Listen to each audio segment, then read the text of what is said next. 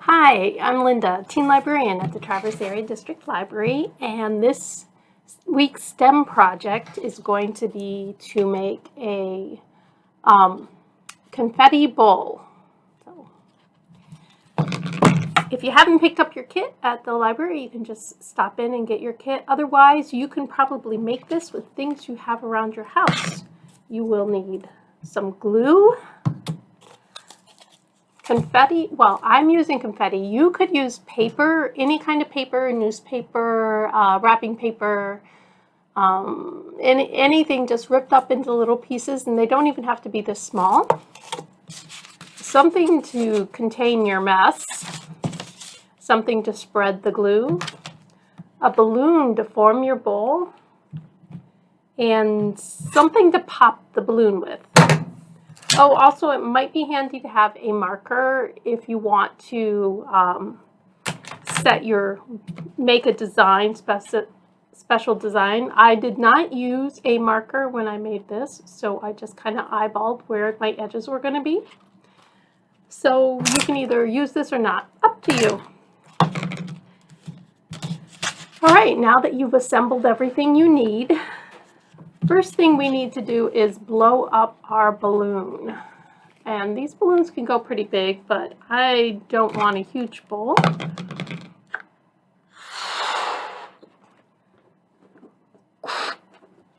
I'm thinking, yeah, that's about a good size. You can make it smaller or bigger, up to you. A lot of crafting is completely up to you, and you can use your own unique designs. So now that I have my balloon, I tied the end off, and I'm going to mark where I want my bowl to come. I think I want to do a wavy edge. You could go straight around. You could do whatever. So I'm going to have a wavy edge bowl, kind of like an uneven thing there. I kind of like things that don't line up well. So once you've made that, then your next step is to coat it in glue. The purpose of the line is to show you where to stop with the glue. So just brush it on nice and thick from that edge all the way down. You're going to do this a little bit quickly because you don't want it to dry on you.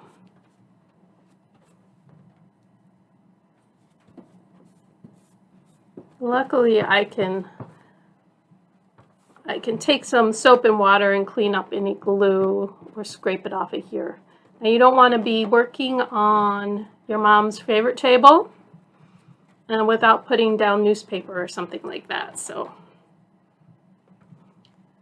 even though you have the plate to catch your confetti, you definitely want to protect your work surface. This table I can just wipe up, so it doesn't matter. Now, once I've gotten glue all over that bottom portion, oh, and there goes the mess. Nice. I'm going to take my confetti, and I'm just going to sprinkle it on there. Get it nice and thick. Hopefully it's only sticking where the glue is. And you see how I'm making quite a mess. And I can even take and just dab this onto the confetti on here. Now this is just our first layer. We're going to do a number of different layers to get it thick enough so it will actually not have any holes. And many of the subsequent layers are going to be dabbed on like this. So you see I've got it coated pretty well. My next step is to just let it sit and dry for a bit.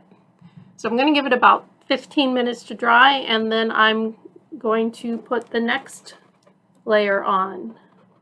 And this one took me 3 layers before I felt it was thick enough. So I'll be back in just a second. All right, I let this dry for about 10-15 minutes. It's not completely dry, but I think it's good enough for our next step. If not, I'll see the papers kind of melt on me, and I'll be like, ah.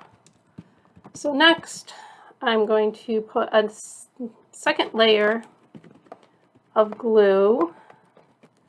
And this time, instead of doing the whole thing, because I'm doing it a lot thicker, I'm going to do just kind of a section at a time.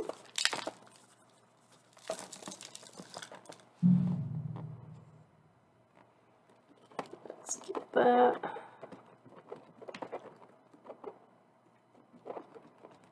And just keep pouring this all over.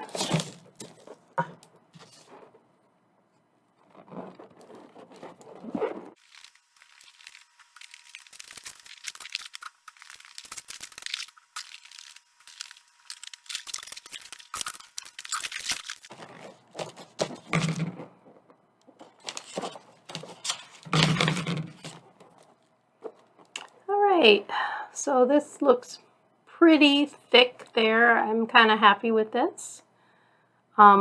This time I'm going to let it dry a little bit longer.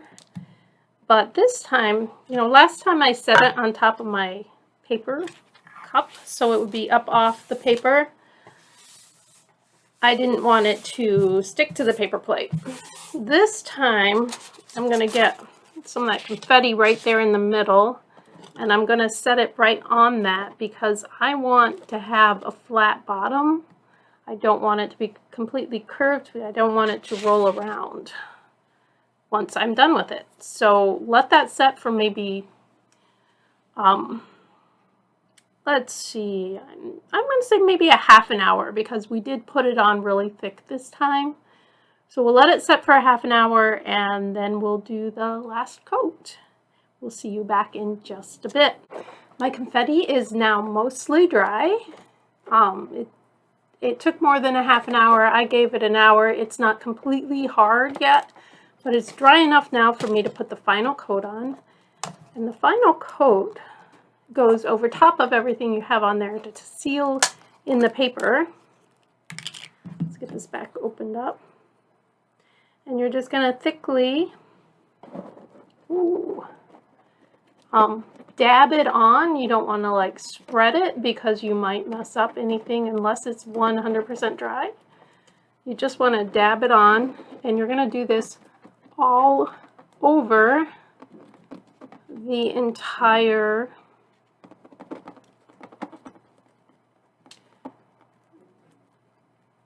bowl.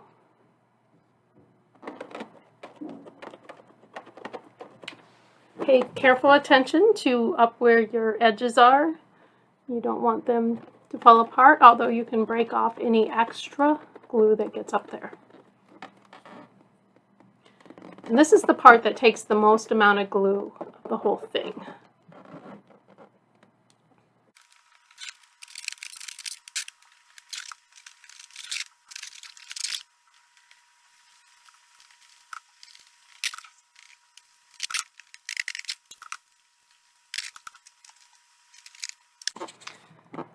Once I think I have that, I'm going to go around and make one last double check that everything is covered. I definitely do not want confettis falling off around the house.